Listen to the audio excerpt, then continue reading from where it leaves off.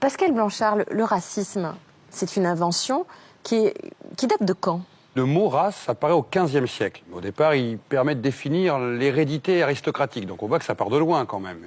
Mais au XVIIe, grosso modo, le mot commence à désigner des peuples qu'on découvre. C'est le moment où on commence, en prenant des bateaux, à rencontrer des peuples qui ne nous ressemblent pas. Donc on commence à se dire, on va faire une cartographie, à la fois bien sûr des animaux qu'on découvre, des plantes, puis des peuples. C'était la grande mode en plus de tout acter Oui, au niveau des plantes et des animaux. La plupart des gens restent ici, ils ne vont pas là-bas. Donc tout le monde n'était pas dans le bateau avec Christophe Colomb. Donc il fallait bien ramener, on a trouvé 1000 plantes merveilleuses, des animaux incroyables, donc on les ramène, on les met sur les étagères, on en fait des cabinets de curiosité, et on fait aussi des cabinets de curiosité avec les hommes. Et on leur donne des noms. Au XVIIIe, tout ça va commencer à se théoriser progressivement à travers les anthropologues, les savants, qui vont commencer à nous faire des théories. Il faut expliquer, par exemple, un sujet incroyable, les Indiens ont-ils une âme? Parce que s'ils ont une âme, on ne peut pas les mettre en esclavage. S'ils n'en ont pas, ils peuvent devenir esclaves. On décide en 1550 qu'ils ont une âme. Donc on a fait venir les Noirs qui, eux, n'en ont pas. Mais qui a décidé que les Noirs n'avaient pas d'âme? Le pape. Valladolid, il y a cette célèbre controverse, Las Casas, c'est un débat, ont-ils une âme? Mais ce ont-ils une âme décide quel est le destin d'à peu près 50 millions d'hommes. À la fin du 18e, grosso modo, on commence à les hiérarchiser. Alors on fait des études sur les crânes, quand ça marche plus, qu'on découvre que les crânes asiatiques sont plus volumineux que les crânes des blancs, on fait plus de théories sur les crânes, plus de théories sur la couleur de la peau. Et on est bien d'accord que comme ce sont des occidentaux, plutôt blancs, qui ont déterminé tous ces signes... On met plutôt le blanc au-dessus, oui, c'est plus facile. C'est rare de se mettre en bas soi-même d'une pile. Ce qui va se changer avec les racistes, c'est qu'on est esclave quand on est noir.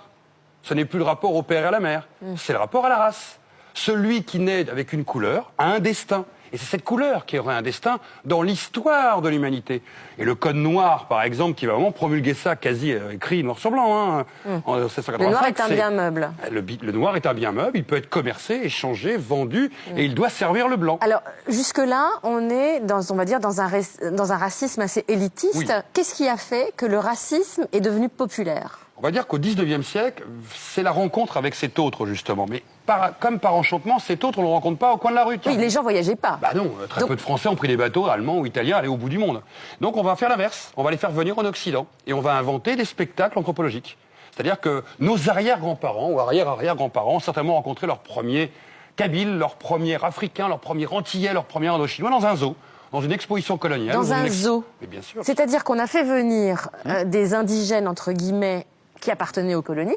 On les a fait venir dans un zoo derrière des grillages. Mais on s'y précipite. Et on s'y précipite parce que quand on vous annonce que le cannibale est au zoo et qu'on peut le visiter pour 3 sous, on va pique-niquer avec les enfants dans l'acclimatation. Pendant environ 50 ans, en Europe, il y a eu 750 millions de visiteurs. À peu près. Entre l'Amérique, toute l'Europe, de Hambourg à Londres, de Berlin à Turin, de Milan à Saint-Pétersbourg, on a organisé des dizaines, voire des trentaines, des centaines de shows par an.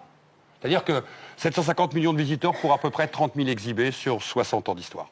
Et donc, au départ, qui étaient ces gens-là? Qui étaient ces indigènes? Qu'est-ce qu'on leur disait pour les faire venir? Alors, au début, on en a capturé certains. Et puis, petit à petit, on se rend compte d'une chose. Comme le sauvage n'existe pas, pour qu'ils soient de bons sauvages, autant les payer. Comme ça, on est tranquille. Ils vont bien grogner. Ils vont manger de la viande crue, ils vont se mettre en spectacle, parce qu'il y avait des fois 8 ou 9 représentations par jour. Le soir, ils allaient aux Folies Bergères, au Casino de Paris. Et le matin, il fallait qu'ils soient mesurés par les savants. Donc autant qu'ils soient des professionnels. Bien entendu, on reconstituait leur univers. Point d'eau, autruche, girafe, hutte. Et donc la meilleure façon d'avoir un sauvage, c'est de lui dire, tu gagnes tant, grogne bien.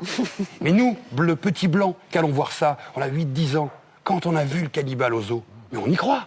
Et ça marche. Mais c'était pas que des comédiens, il y avait aussi des Français colonisés, je pense, des Kanaks. Et les Kanaks, les arrière-grands-parents de Carambeu, qui en 31 sont venus à Paris en pensant représenter leur peuple et la Nouvelle-Calédonie à Paris pour la grande exposition coloniale, et qui se sont retrouvés dans un spectacle au jardin d'acclimatation dont le titre était Cannibale. Vous connaissiez l'histoire des zoos humains? Non. C'est fou, hein?